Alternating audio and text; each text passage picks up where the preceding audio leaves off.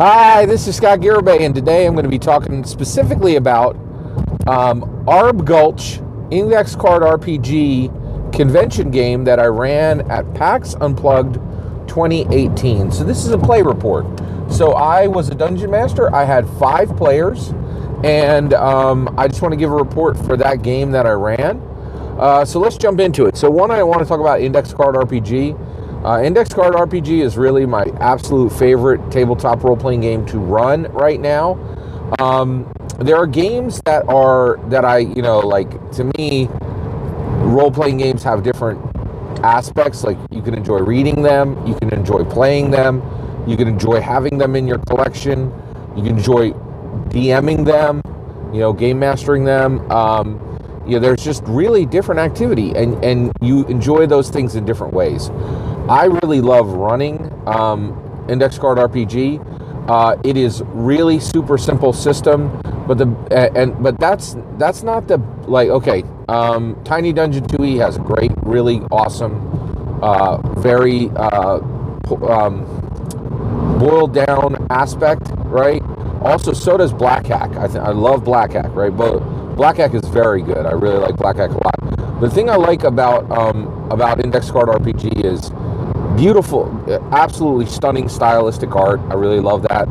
It's a very super simple rule system that runs crazy fast, but it is, at the heart of it, it has all the important parts of Dungeons and Dragons, and they're right there in the game, specifically to prompt the players that you are playing Dungeons and Dragons, even though you're not. So you get all the cool aspects of Dungeons and Dragons, but just much faster play. Okay, so that's why I used Index Card RPG. It served extremely well.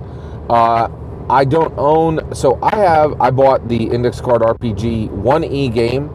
I got the 2E game for nothing seamlessly on Drive-Thru RPG. When it was released, I got it for free. I really appreciated that from Runehammer Games, and I really appreciated that from Drive-Thru RPG. I really can't thank them enough for that. I use Index Card RPG 2E now. It's beautiful, love it, right? And I run it from my laptop when I'm running a game. Okay, so I don't actually own any hardback copies of Index Card RPG. And so what do I do for the players at the table, right? Well, what I do is I print out the 35-page quick start, which is and that way it has everything they need, but it's not overwhelming. It's really nice. I love it, right? So I have 5 copies of that. This is the only problem, is it actually is a little expensive for me, because at the end of one of the con games, like, people were like, "What is this system?" And I'm like, "Feel free to take take these quick starts." So I just printed them on my own printer, and everybody took them, and so I had to reprint them for the next day. But I really love spreading games like that, and I'm a huge fan of Runehammer Games Index Card RPG. I highly recommend buying it and using it to play almost any game. It's phenomenal, right? Okay. So I used it to run Gulch. Now, Gulch is a straight Western game. It is 1875. Gulch is a fictional town that is 20 miles north of the actual historical town, Tombstone, in 1875. So you got cowboys and everything that fits into a cowboy genre, okay? So when my players came to the table, and this was all run at PAX Unplugged 2018, wonderful convention. I had a blast, and this was all run by Games on Demand. So Games on Demand supplied me with my players, and it was really nicely done. They did such a great job. I really feel that's a awesome symbiotic relationship. They want good dungeon masters and game masters who can run good games. I want a good organization that can bring players to the table easily, and it's fantastic. So 5 players just at random are brought from my table. It was 5 gentlemen. 2 were friends from New York State. 2 were friends from Maryland, and the last guy was from New Jersey. Okay, so they come in, and I explain, "Hey, we're playing a straight Western game. Have any of you ever seen the movie True Grit?" Everybody shakes their head no. I said, "Have any of you ever seen the movie Unforgiven?" Everybody shakes their head no. I said, and I'm getting worried. And I'm like, have any of you ever watched the movie 3:10 to Yuma? Everybody shakes their head no. I'm like, oh, crap. And then, thank goodness, one of the guys goes, do you mean Red Dead Redemption? And I was like, oh. So I've never played Red Dead Redemption. I would love to play it, but I just generally don't play video games because they're not a good ROI. They're not a good return on investment for the time invested in them. They just take too long, in my opinion. But I know exactly what Red Dead Redemption is, and I knew that right at the time a game was being run, Red Dead Redemption 2 was coming out, and everybody I knew was playing it. So I was like, yes, Red Dead Redemption is exactly what this game is. Straight historical fiction, Western fiction, okay? So Red Dead Redemption. So I want you all to think about Red Dead Redemption. And I want you to think about the player character you want to play in this game. Do you want to play a deadly gunslinger, right? Do you want to play a Native American warrior? Do you want to play a sassy showgirl? Do you want to play, any of those or any other ideas you have? We go around the table, all right? And the first guy's like, I want to play a deadly gunslinger. I'm like, great, you're in. The next guy says, I want to be a rail baron, a rich guy who's a rail baron. I'm like, awesome concept, you're good. Next guy says, I want to play a charismatic gambler. I'm like, awesome, perfect. Next guy goes, I want to play his cowboy sidekick, the charismatic gambler. The next guy says, I want to play a cynical fence, like a guy who sells stolen goods. I'm like, fantastic, awesome, right? Now we have all our player characters. We're ready to run. I dropped them into Arb Gulch, the city of Arb Gulch, in the Golden Spike, which is a saloon, right? In the saloon, I ask, who's gambling, right? So we get the gambler at the table. And his sidekick's at the table, and he's gambling. The deadly gunslinger is there gambling. The cynical fence says, I'm just sitting at a table close by, just, just enjoying my drink, right? And then the rail baron says, I will arrive that evening whenever you want to bring me in. And I'm like, this is fantastic. So we have a perfect setup, right? At that point, an outlaw walks into the bar. It's raining, by the way. It's nighttime. And by the way, I'm sorry. The rail baron arrives first. The rail baron is greeted by the saloon owner, who is a retired showgirl who now owns the Golden Spike Saloon, right? And so the saloon owner greets the rail baron, and he's brought over to a table close to the gambling table, okay? By the way, I ran a couple of gambling rolls, and they won some money, and they lost some money, which was kind of fun. And then I asked the fence what he wanted to do. He says, I'm just kind of watching the scene, right? So we're going around, and at that point, I have an outlaw come in, and he looks around and he sees the deadly gunslinger, and he says, "Deadly gunslinger, I know you from Tulsa." He says, "You pistol whipped my brother," right? He goes, "And you ain't leaving this room alive," right? And so, right out of the gate, we're gonna have, so I'm like, what do you do? And the gunslinger's like, well, he says, I'm just gonna thumb off the release on my holster. I'm not even gonna stand up, right? And I'm just gonna look him dead in the eye. At that point, I have the saloon owner of the Golden Spike interrupt and say, nope, shut this down. Say, you ain't fighting in my saloon. You can fight tomorrow at noon, high noon, and everybody here can enjoy the show, right? And so then they immediately start taking bets on who's going to win and who's not.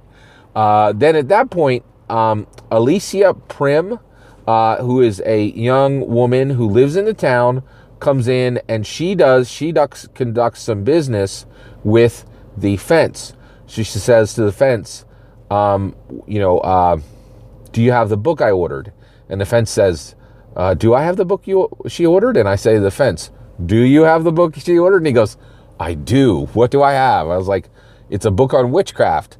There is a rumor in this town that Alicia Prim is a witch, right? Now, the saloon owner is very good friends with Alicia Prim and really hates those ignorant townfolk who call her, who suspect her of being a witch. But you actually know that Alicia Prim is totally a witch, right? Like, she buys witchcraft books from you on the regular, and she gets them from all over the world, and she usually pays you between $5 and $10 a piece, which is a lot of money in 1875, right? And she's actually one of your better customers. And the two of you have, you know, you could tell what's your relationship with her. And he goes, we're friends, right? So, you know, we and business associates, right? You know, and I sell her these books, right? So I'm like, awesome, that's perfect, you know, good to go, right? So all this is going on, and it's going great. The game is just going really well. Then at that point, we rest for the evening, and then we shoot right to the gunslinger site, and I told the player, I said, hey, listen, I'm sorry, there were a couple things that happened before we went to the gunslinger fight. The Cynical Fence also overheard an attempt, some plans to blow up the Iron Phantom, which is a brand new prototype of a locomotive that the Rail Baron has brought in. And the Rail Baron is here to set up additional, the Rail Baron is actually here in order to set up additional railways. He's going to make the rail go deeper into the area, right? So at that point, you know, and so the Rail Baron's like, you know, rubs his hands together, like, oh, that's great, this is great, you know, I'm you know, he says, now I need to make sure that I get somebody to help me. He hires the Charismatic Gambler and the Charismatic Gambler sidekick and the Gunslinger to protect the Iron Phantom. So now we have a small team, but the Cynical Fence is off on the side, and he has overheard this information, and he has told the Rail Baron this information, right? But he's really not on their team. Now, normally, I absolutely hate player character violence on, you know, player character fighting other player characters. But here I had no problem with it. And the reason why is it's a 2-hour game. By the way, 2-hour game. I was able to run this entire game in 2 hours. And unlike every single game in the room, I was able to run this with no pre-gens, right? So I just gave all the care, and that's one of the best things about Index Card RPG is you genuinely really can build a very cool, very awesome, very fun character in 10 minutes, which is exactly what we did. And we were building, you know, and I explained what they needed to do to build their character, and I started my chit chat and got right into the game. And then, like, three of my players was like, bing, bing, bing, done, right? They knew exactly what to do to create those characters because they were smart, right? And they've played games before, right? But then what happened with the rest of them? Well, the rest of them, what they did was the other two were like, there were just a coupled whispered, like, put this here, put this there. And the players helped the other players get ready. It was fantastic. I love Index Card RPG so much. It's such a great game. So at this point, we skip to the Gunslinger match, and I tell the Deadly Gunslinger, now we're an hour and 10 minutes into the game at this point, and I said to the Gunslinger, you are about to engage in a Gunslinger fight. If you want, you can ride off on a horse, or you guys can ride out and go to the Iron Phantom, and you don't have to fight this guy. But unfortunately, this is a Gunslinger match. You are going to kill this guy, or he is going to kill you. And, you know, you are more than welcome to stay and see the rest of the game. But if this roll goes badly, your character is going to be dead, right? Because that's what happens in a Gunslinger match, right? And I said, there's a possibility you could be wounded, but, you know, even that, if in these kind of games, your wounding really means you're out of the game. So if you lose this, you're out of the game. He's like, I'm playing a Deadly Gunslinger. I'm down. Let's do this, man. And I'm like, awesome. Great. All right. I said, here's the thing. You are a Deadly Gunslinger. He is an outlaw. There is no roll. I said, you are actually going to kill him. There's no two ways about it. You're way faster than him.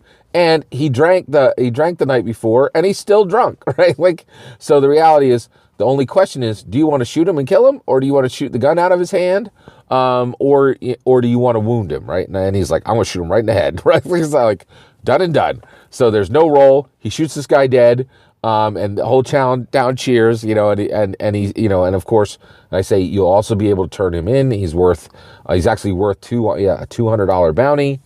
You can, and he talks to the sheriff. He actually goes over and talks to the constable about that. And at this point, the rest of the team starts talking about what they're going to do for the destruction, to stop the explosion of the Iron Phantom, right?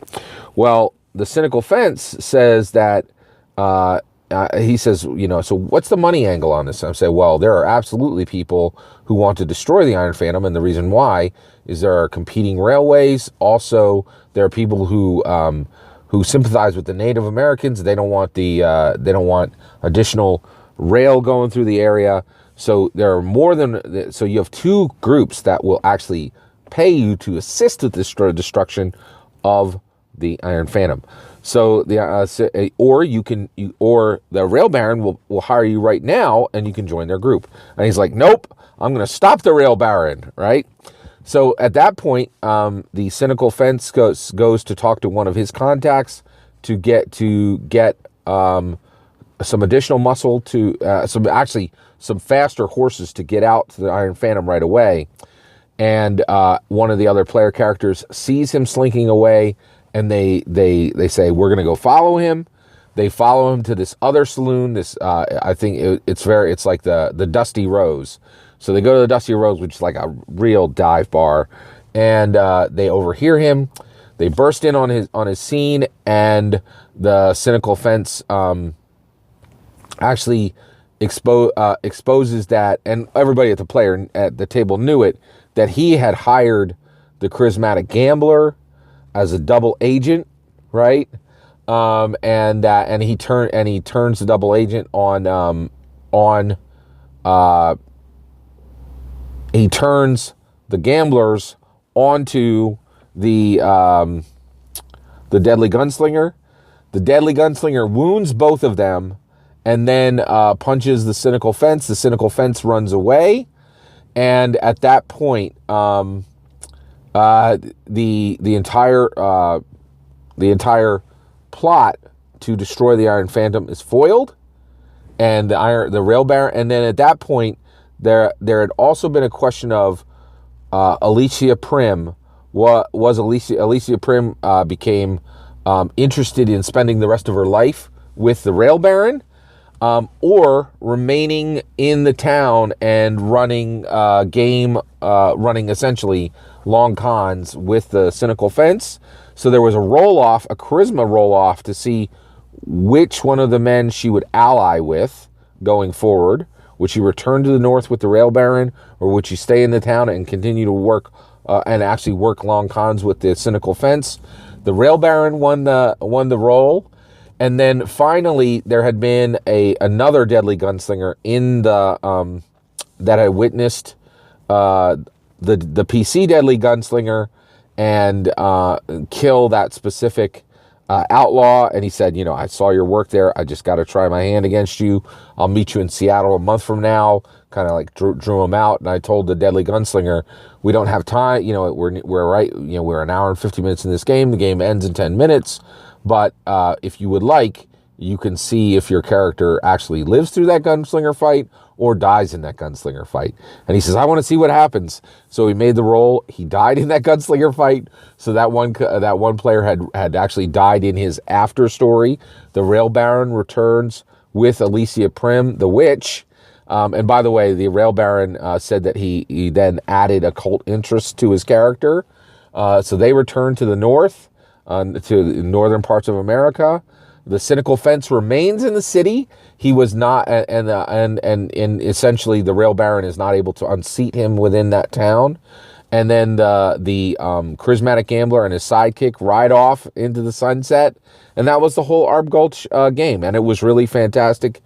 I had so much fun. I really love running one-shot con games. I'm getting pretty good at it, especially because I can run games that I've run in the past, and I can just kind of take them any direction I want. At the end of the game, every single player was like, thank you very much. Really appreciate the game. And it was really well. And also Games on Demand was like, thank you very much. Great job. And and they actually send in people to watch to see if you're doing it right. Which I appreciate. Not like a spy way, but just make sure that you're respecting the players. Players are respecting you. Just good, solid oversight. It was fantastic. I had such a blast. I really like running Arb Gulch, and that is my play report. Let me know what you think, and let me know if you think there's any ways that I can improve the games I'm running from a narrative story perspective. How would you have changed the story? Let me know if you think there's better systems out there than Index Card RPG. And last, please consider liking and subscribing, and have a wonderful day.